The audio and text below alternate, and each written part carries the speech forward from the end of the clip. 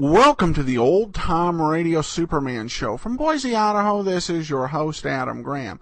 If you have a comment, email it to me, adam@adamsweb.us. And be sure every month to cast your vote for the program on Podcast Alley.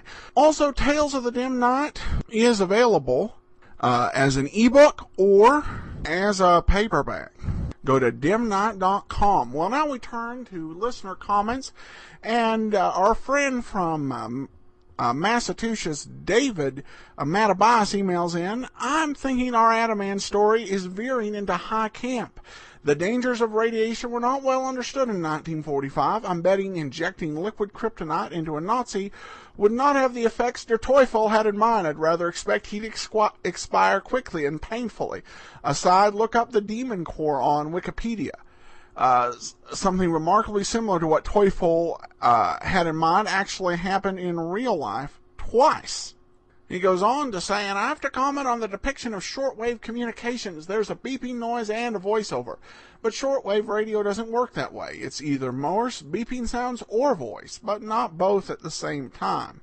Well, they could be trying to depict two different channels. One channel is coming over as voice, and the other channel it's coming through over as Morse. Or they could just be betting on the ignorance of the audience. I might be betting on the latter. He also says, I seem to recall, Superman's X-ray vision doesn't work through lead. Maybe he could fashion a lead suit and take on the Kryptonite merchants.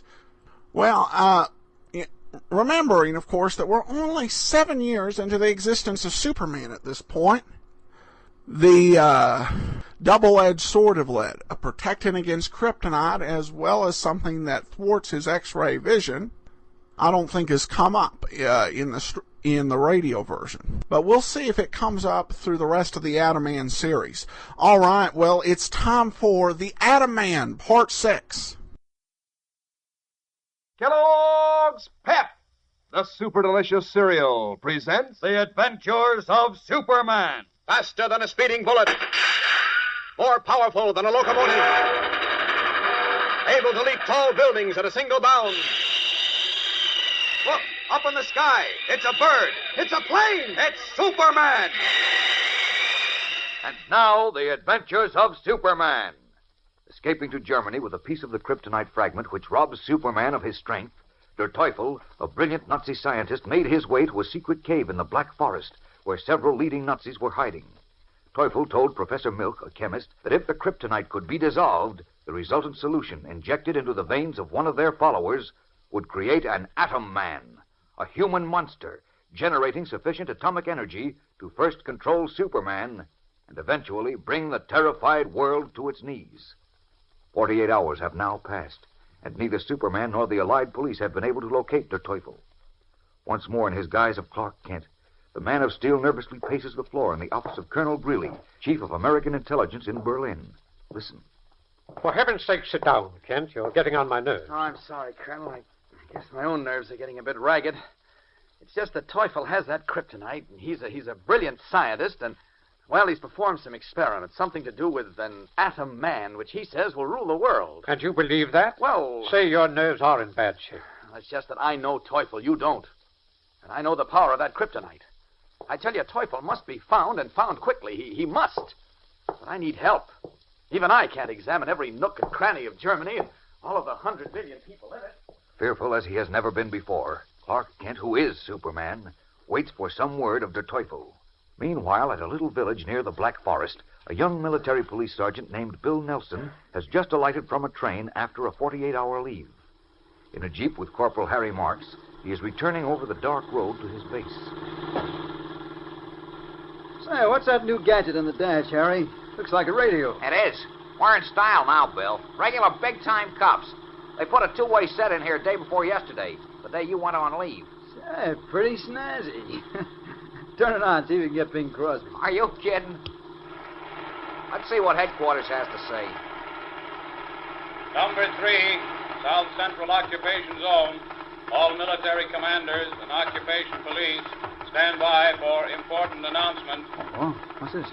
It is believed that a dangerous German scientist named Der Teufel is now disguised in ragged clothing Oh, that again. and carrying papers identifying him as Friedrich Melker of Nuremberg. This man must be apprehended. Friedrich He Melker. is about 5 feet 7, weight 190 pounds, wears thick eyeglasses.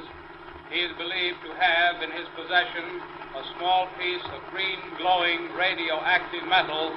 Take no chances with this man. He is dangerous. That is all.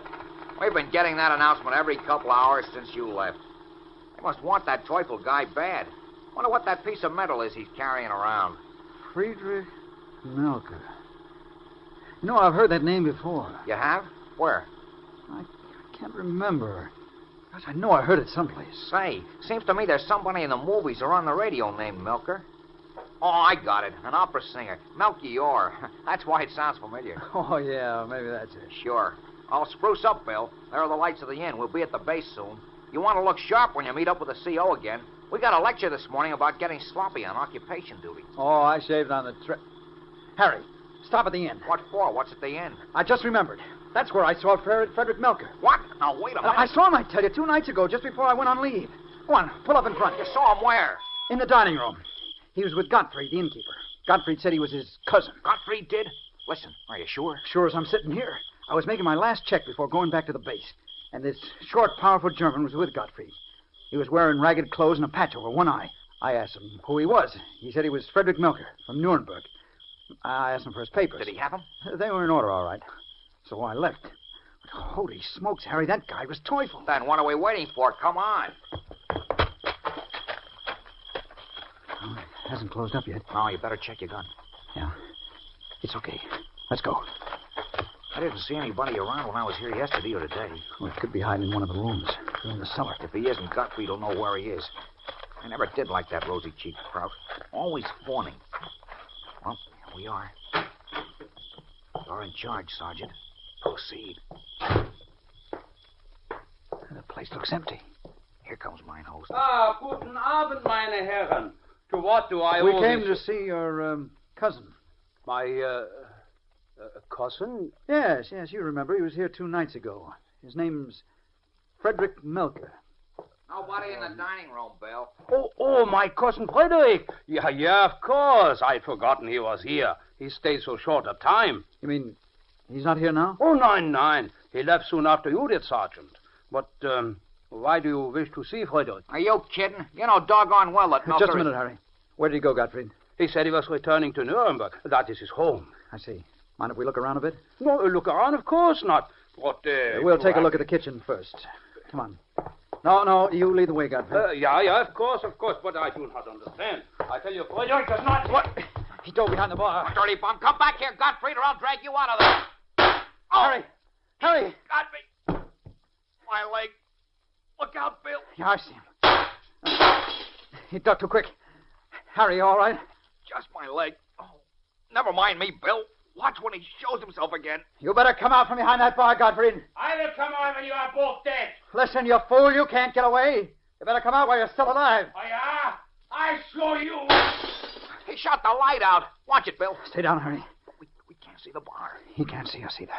Yes, he can. There's a little moonlight coming in from the window behind us. So, you seek that Teufel, eh? Yes, and we'll get him, and you too, Gottfried. Nein, it is I who will get you, you American swine. Sit tight, Harry. I'm going after him. Oh, Bill, you can't see him. Don't worry. Just hug the floor, fella. But, Bill... Quiet. Gottfried, I got you. No, peak American! Bill!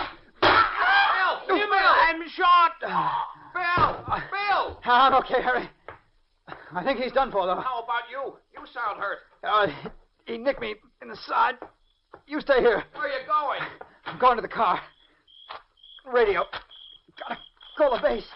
Bill! It's okay. I can make it. I hope. Gotta get to the car. Call the base. Get her. Tell him Harry's hurt. I don't know if I can make it. Try, my fella. Gritting his teeth and with one hand pressed to his wounded side to ease the pain, Sergeant Bill Nelson crawls, falls, and crawls again, slowly and tortuously toward the jeep. Will he make it? Der Teufel is at this moment in the secret cave in the Black Forest, less than a mile away. Superman, if he were here, could see him. We'll return in a moment for the climax of today's episode. But first, here is your announcer with a friendly tip. Gang, you've heard the word barter, haven't you? You know, B-A-R-T-E-R, barter. That's the ancient way of buying things before they invented money. Means the same as trading or swapping.